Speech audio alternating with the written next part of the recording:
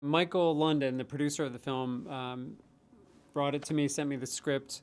I thought it was a compelling story and very much in line with some of my questions about our political process, mostly because it, uh, it's about the freedom to believe what you believe and to be a member of any political party you want to be in this country and not be persecuted for it. So I was instantly interested. I worked with the screenwriter and Michael for a number of months before finally committing to it, and then we got Bryan Cranston involved, and we were off to the races.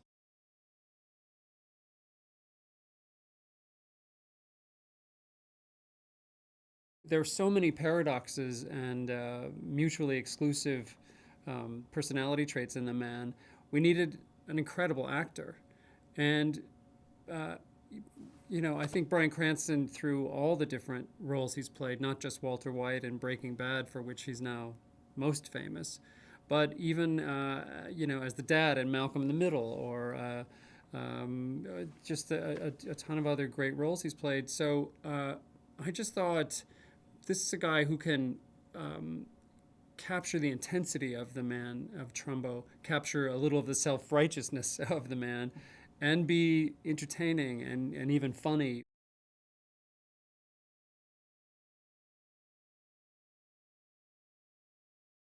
That was one of the questions that I hope the film raises, and certainly was raised for me in making it, was how can a very patriotic writer, an artist who loved his country, become, in some people's eyes, a traitor worthy of banishing from his own work and even worthy of being sent to jail? And that idea is at the heart of what the film is all about.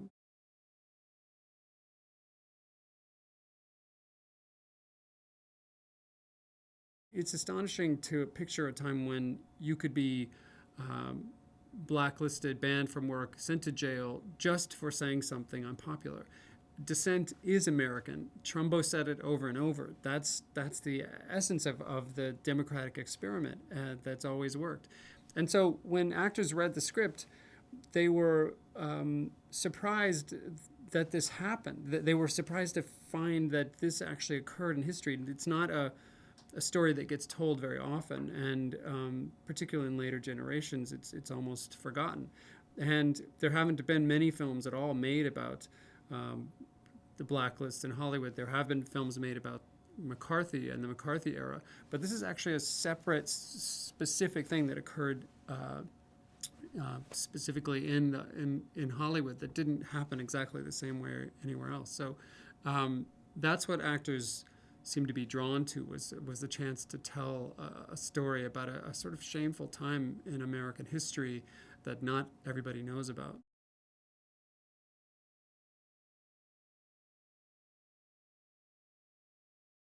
We assembled an incredible cast: Helen Mirren, Michael Stuhlbarg, Diane Lane, John Goodman, Louis C.K., which is a surprise for a film like this, I think.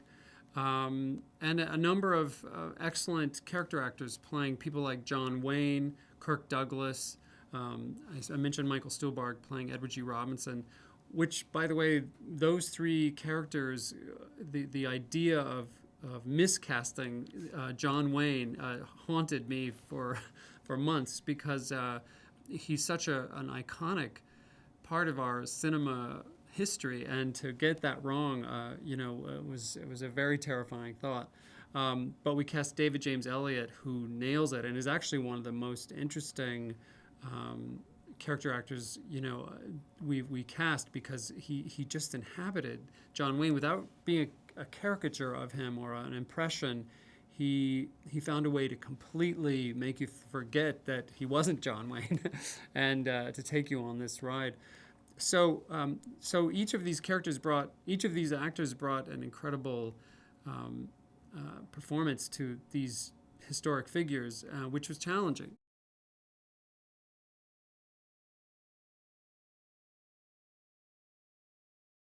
To cast Helen Mirren, who I was actually starstruck by when I started working with her. Dame Helen Mirren, who's an Academy Award winner and just an incredible figure, in cinema. She was fantastic in the film, and she just brings this kind of wit and sarcasm and conviction. Helen Mirren plays the character. Helen in playing Hedda Hopper, she played her with the true believer kind of zeal that Hedda Hopper inhabited, and that makes the film all the more dramatic because she was a force to be reckoned with.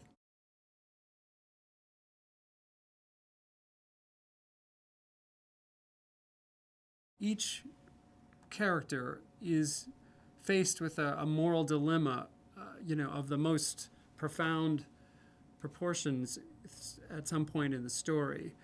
Some choose to fight for what they believe and stay true to it, even at the cost of their careers, jail time, sometimes even loss of their own health or marriage.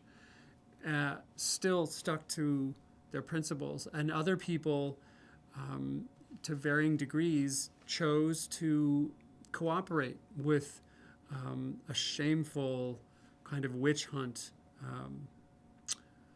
scourge that the House Un-American Activities Committee became.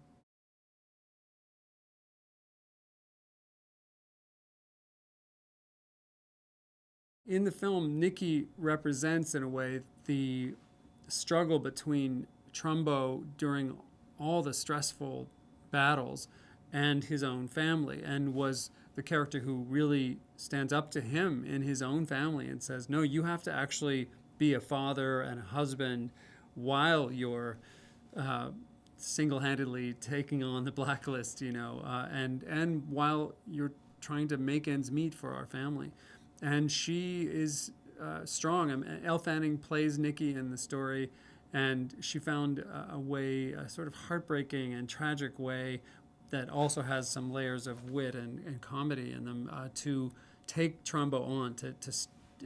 Elle Fanning can stand up to Bryan Cranston in the story and make you care about this family, make you root for them to figure it out, even in some very heated battles and painful family moments.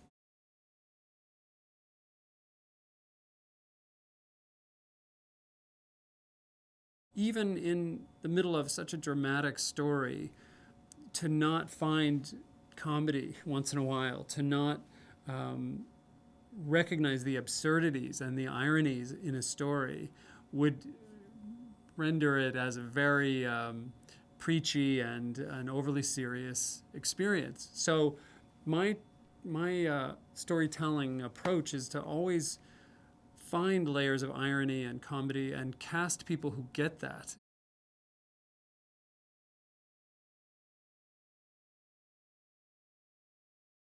I hope audiences take away from it that the freedom of speech is easy when everyone's saying things that are popular and not particularly divisive. But freedom of speech is very important when we need to hear dissent once in a while. Dissent can be patriotic, and the question of how to be a true patriot while still standing up for sometimes unpopular ideas, that's what the film is all about.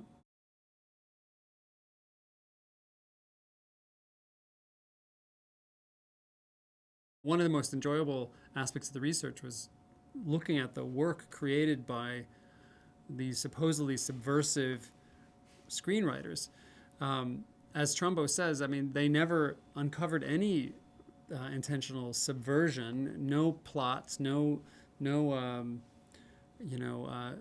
conspiracies to undermine America. They were just writers writing. Certainly, progressive ideas were in all of their films, but to see those films and to imagine trying to attribute some sort of subversive agenda in these very mainstream movies is kind of astonishing.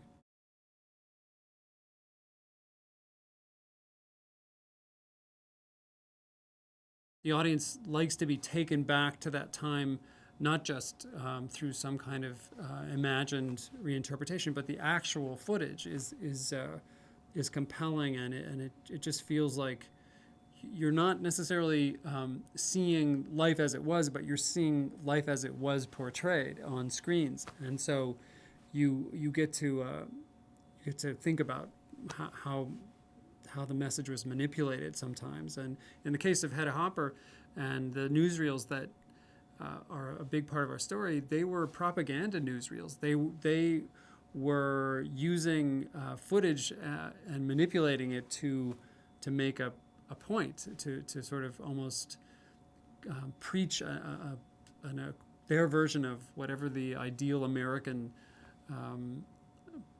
political viewpoint was. So that was really fascinating to try to merge our stuff with their stuff.